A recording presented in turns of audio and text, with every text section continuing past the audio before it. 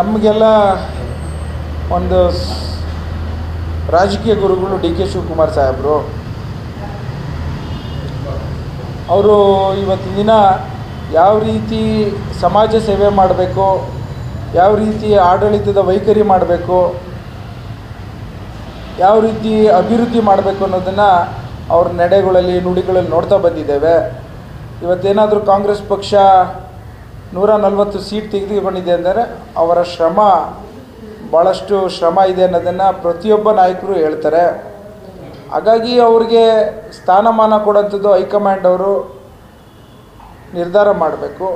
ಒಂದು ದಿನ ಅಲ್ಲ ಒಂದು ದಿನ ಅವರು ಮುಖ್ಯಮಂತ್ರಿ ಆಗಬೇಕು ಅನ್ನೋದು ನಾವೆಲ್ಲ ಅಪೇಕ್ಷೆ ಪಡ್ತೇವೆ. ಆಗ್ತಾರೆ ಅನ್ನೋದನ್ನು ನಾನು ಅನ್ಕೋತೇನೆ. ಕ್ರಾಂತಿ ಆಯ್ತಾರೆ ಅಂತ ಹೇಳಿದರೆ ಅಡ್ರೆಸ್ ಇಲ್ದರೆ ಇದ್ದಾರೆ. ಕ್ರಾಂತಿ ಆಗುತ್ತೆ ಅಂತ ಹೇಳಿದರೆ ಏನಾಗಿವ್ರು ಇವತ್ತು?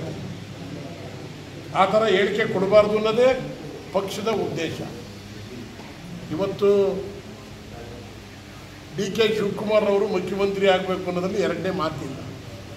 ಅದನ್ನು ತೀರ್ಮಾನ ಮಾಡೋರು ಯಾರು? ಹೈಕಮಾಂಡ್.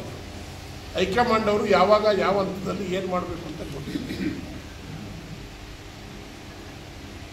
ಅವರು ಎಲ್ಲರನ್ನೂ ಪಕ್ಷವನ್ನು ಹೆಂಗೆ ತೆಗೆದುಕೊಂಡು ಹೋಗಬೇಕು, ಮುಖ್ಯಮಂತ್ರಿ ಉಪಮುಖ್ಯಮಂತ್ರಿಯವ್ರನ್ನ ಹೆಂಗೆ ತೊಗೊಂಡು ಹೋಗಬೇಕು, ನಾವೇನು ಮಾಡಬೇಕು ಅನ್ನೋದು ಕಾಂಗ್ರೆಸ್ ಪಕ್ಷಕ್ಕೆ ಯಾರು 100ಕ್ಕೆ 100 ಭಾಗ ಅವರವರ ಏನೇನು ಕಷ್ಟಪಟ್ಟು ಏನೇನು ಮಾಡಿದಾರೋ ಅವರ ಹೋರಾಟ, ಆ ಹೋರಾಟಕ್ಕೆ ಫಲ ಇದ್ದೇ ಇರುತ್ತೆ ಅನ್ನೋದ್ರಲ್ಲಿ ಅನುಮಾನ ಇದೆ.